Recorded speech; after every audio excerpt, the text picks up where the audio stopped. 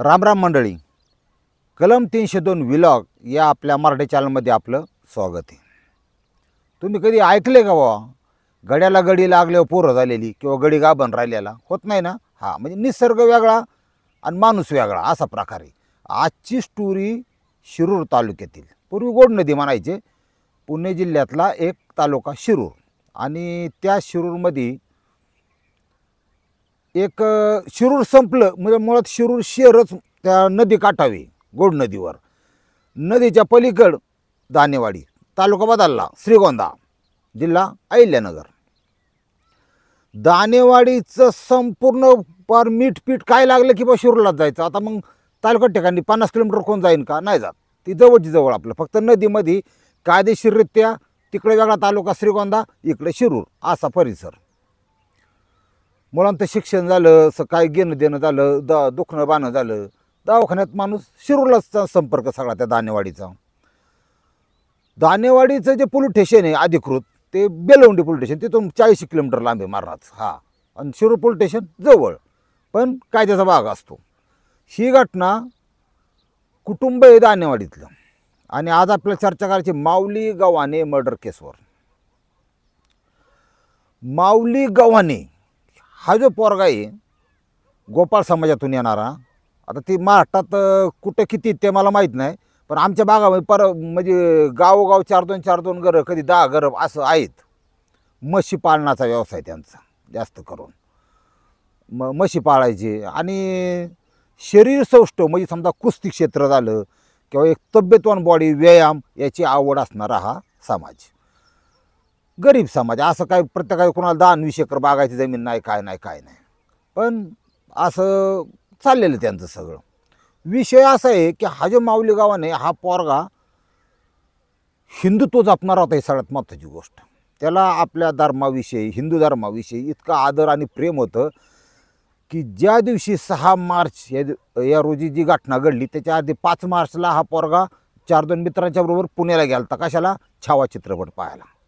तिथून आल्यानंतर आता छावा तुम्ही बघितला, मी बघितला, काय शेवटचा क्लायमॅक्स येते, भारून जातो माणूस, अगदी जग विसरून जातो. त्यांनी त्या माऊलीनी घरी आल्यावर आपली आई असन, वडील असं, सगळ्यांना, बहीण भावाला की बाबा महाराजांची आपल्या कशी प्रकारची हत्या झाली ही सुद्धा त्यांना सांगितलं होतं. म्हणजे आणि तुम्ही सुद्धा एक दिवस आपण जाऊन चित्रपट बघा एवढं पण बोलला होता हा पोरगा.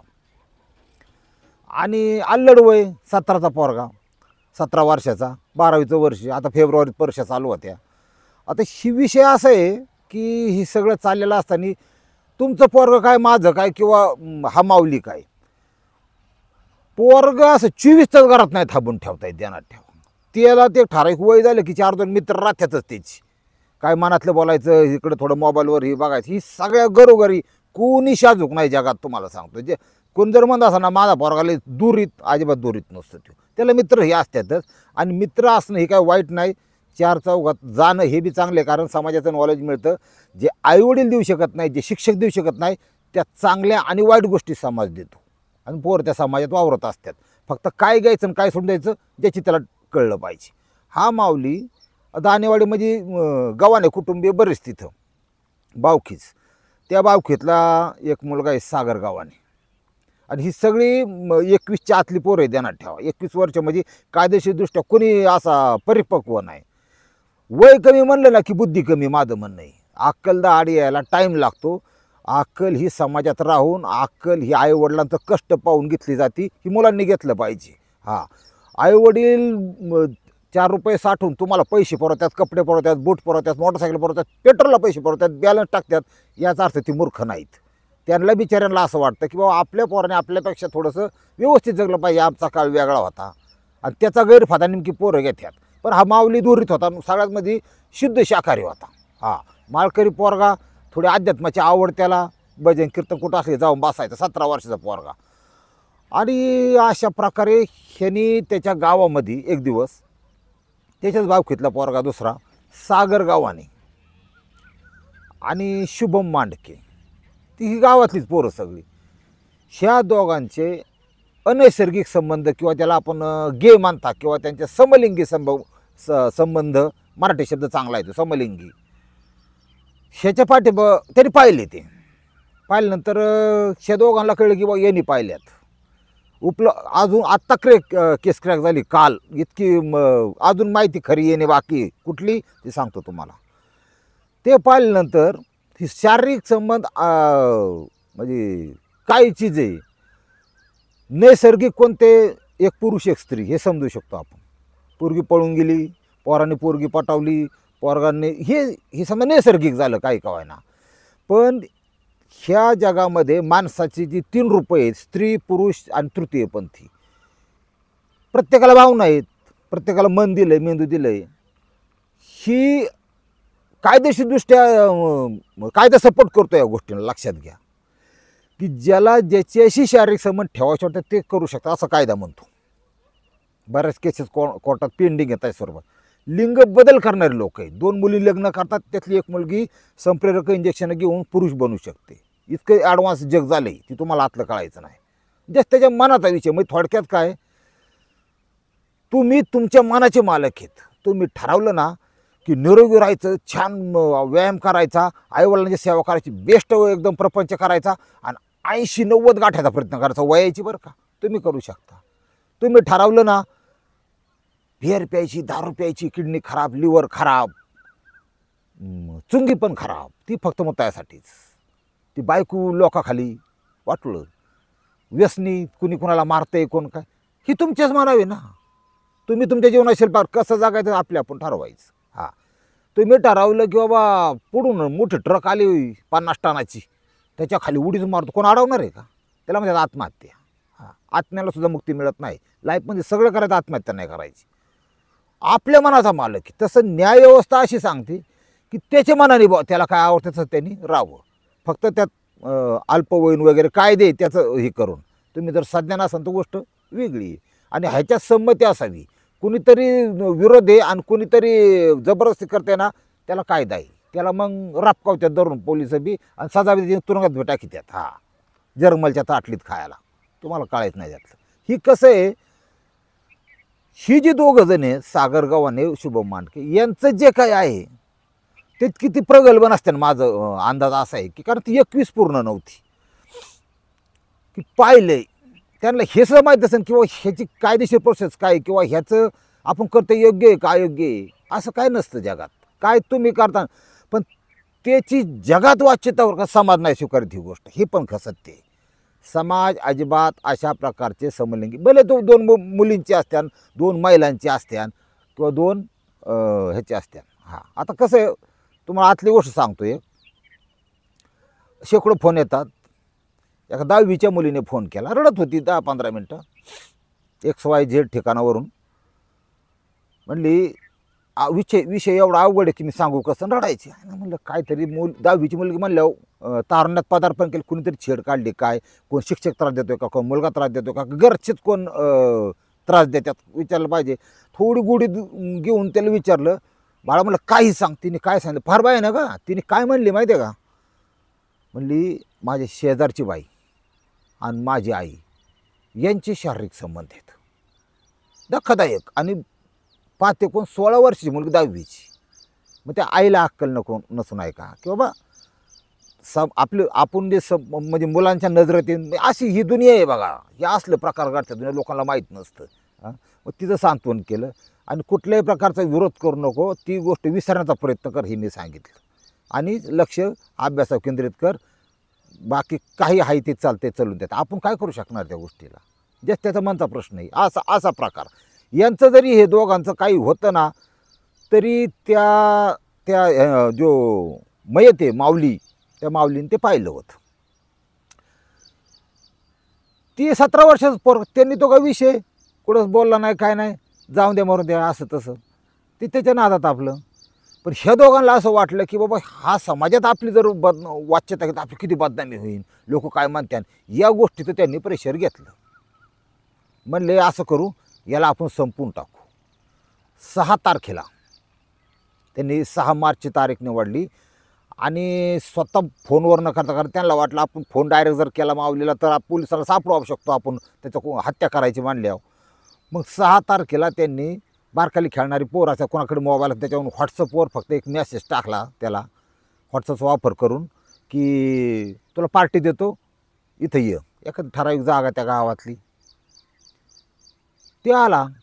कारण रोजच्या पाण्यातली पोरं असं माणसाला वाटत नाही की बा एवढं टोकाचं पाऊल कोण उचललं म्हणून.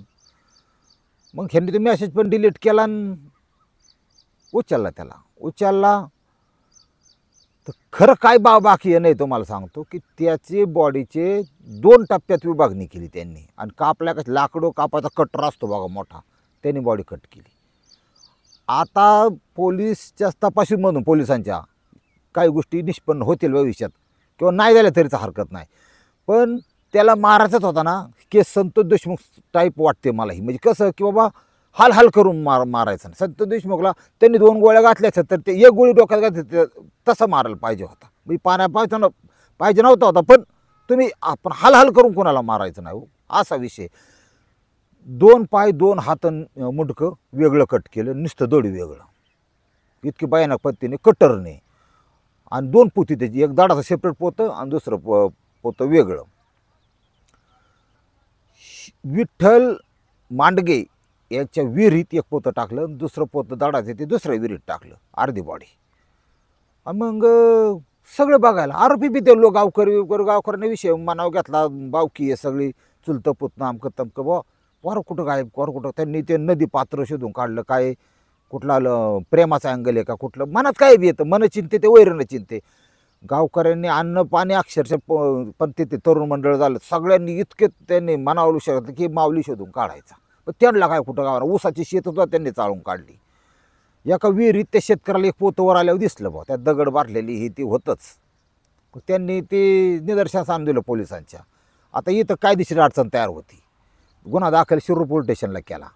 पण ती केस हद्दीनुसार बेलवंडी पोलीस स्टेशनची, बेलवंडी तालुका श्रीगोंदा, ते पोलीस पथक. मग त्यांनी संयुक्त ह्यांनी, कारण बेलवंडी पोलीस स्टेशन थोडं लांब आहे पण शिरूर पोलीस स्टेशन जवळ असल्यामुळं तिथली परिस्थिती, तिथलं गुन्हेगार ह्याची नॉलेज सगळं स्थानिक पोलिसांना राहतं. खबऱ्यांचं नेटवर्क असतं, सगळा विषय असतो. ती एक बॉडी सापडली. मग दौलतनाना शितोळे म्हणून सामाजिक कार्यकर्ते आहेत, त्यांनी स्वतःची ताकद लावली, तिथं एफर्ट लावला, माणसं पुरवली, ती टीम स्क्वॉड काय असेल ती पुरवलं की शोधा बॉडी. कारण ओळख पटत नव्हती, दडाची नुसत्या. दुसरं सापडलं सगळं. मग आता कानातल्या त्या बाळीवरून त्याचं हे झालं की हा आमचा मग आईने ओळखला. मग का प्रचंड रडला. आता एवढा सोन्यासारखा पोर गेला म्हणलं. आता आईच्या तुम्ही सोशल मीडियाला बघत असताना लय रडारडी, दुःखाला सीमा नाही. विषय असा आहे की लोकांना कळणंच हे झालं कशामुळे, केलं कशामुळं. मग ते पोलिसांचा तपास हा योग्य दिशेने होता, पण पोलिसांच्या तपासाला थोडा वेळ लागतो. का काही सायन्सच्या गोष्टी, विज्ञानाच्या गोष्टी असतात. म्हणजे सगळं चेक केलं जातं की कुठं काय. ते जास्त टिपमध्ये का सांगायचं नाही तुम्हाला. एखादा गुन्हा परत असा करून आरोपीने त्याचा फायदा होणार म्हणून जास्त टिपमध्ये मी सांगत नाही. पण चालू त्याच्या अगोदर आपलं गावकऱ्यांनी केस ही क्रॅक केली म्हणजे गुंता सोडवला. त्याचे मित्रपरिवार असं वडील असत्यान आणि त्यांच्या नातेवाईकांनी स्वतः सांगितलं प्रेस पुढं की हे 2 आरोपी आहेत असं म्हणलं. पोलिसांनी दोघं उचलल्यात भाऊ आता काल. हां, अजून निष्पन्न होईल. फक्त मला ह्यातलं जाणून काय घेतो की क्रूरपणाची परिसीमा गाठली का, याचा अर्थ असा होतो की त्याला कटकातने जिवंत माणसाचं पाय कापलं का, यांनी जिवंत माणसाचं हात कापलं का आणि शेवट मुंडकं कापलं. म्हणजे हाल करून मारलाय का, आधी मुंडकं कापलं नंतर बाकीचं अवयव कापलं, काय असेल ते पांडुरंगाला माहीत. पण अशा प्रकारे कुणीच कोणाचं हत्या करू नये असं मला वाटतं. आणि ह्या तरुण पिढीनी सुद्धा थोडं काळ कसा बदलतोय बघा, थोडं लक्ष देण्याची गरज आहे. आपण कुठं चाललोय, काय करतोय. एकदम अशी तुम्हाला सांगतो चंगळवादी संस्कृती जन्माला आली सगळीकडंच. नुसतं शिरूरचाच विषय नाही, सगळीकडंच. पोरं कुणाचंही ऐकत नाहीत, कुणाचंही नाही. हां, छत्रपती शिवाजी महाराजांच्या जयंतीच्या दिवशी काही पोरं ते पेट्रोलचे फटाके, सेंडपासला म्हणजे वर्गातला फटाके असं. आणि अनेक असे व्हिडिओ तुम्हाला व्हॉट्सअपला सुद्धा दिसतील की 7-8 वर्षाची जी पोरं आहेत ती महाराजांची मिरवणूक चालली समजा आणि पुढं बॉनेटवर अश्लील चाळे करून असे कंबर हलवून हे असले प्रकार करतात. आणि आईबाप हसतात. हा किती छान नाचतं माझा सोन्या, थांब जरा सोन्यात 1-5-6 वर्ष जाऊन दे, बघ तुला कसा नाचावतोय. अशी परिस्थिती महाराज. हे लक्ष दिलं पाहिजे ना. किंवा आपण जे अपत्य जन्माला घातलं म्हणजे जे काढलंय बुवा आपण हे बुवा कमीत कमी त्याला संस्कार नीट कारण तर काढू नका. हां जास्त श्रीमंत आहे त्यांनी तर शक्यतो पोरं काढता कमी केलं पाहिजे असं मला वाटतं. संस्कार देता येत नसतील ना तर पोरंच काढू नका तुम्ही. हां उलटं तुम्हाला शेवटपर्यंत माझ्या येईन फेटिंगची काय डोक्याला ताण करीता मोकार. ही अशी समाजविघातक प्रवृत्ती झाल्या नाही पाहिजे. संपूर्ण तरुणांचं ही लक्षात घेतलं पाहिजे. ज्यांचा विषय होता एक शिल्लक साधी गोष्ट होती. हा फार समाज इश्यू म्हणतो हा फार मोठा इश्यू नाही समलिंगी संबंधमध्ये. अनेक ठिकाणी गुप्त सुप्त पद्धतीने सगळं चालतं पण त्याच्यासाठी त्याची हत्या नव्हती करायला पाहिजे. ही केस त्याची गाठ घेऊन त्याच्या हातापाया पडून सोपं मार्ग तो कशा सांगतो तुम्हाला की बुवा आम्ही आमचं काय असेल ती विसरून जातो काय असतो तो या पाया पडतो पण तेवढे हे कर आई शपथ घेवाय असं त्याला गुढीगुढीत प्रेमाने सगळं रोजचा पोह्यातला पर्व होता. पण त्याची इतकी क्रूर हत्या करायची गरज नव्हती. यांचं गपचीप राहिलं असतं आणि त्याचा जीव वाचला असता. हा पोरगा फार सोन्यासारखा गेला वाईट गोष्ट घडली ना अशा घटना घडू नयेत अशी आपण फक्त आता अपेक्षाच करू त्याच्यापेक्षा काय करू शकणार आहे. रामकृष्ण हरी माऊली.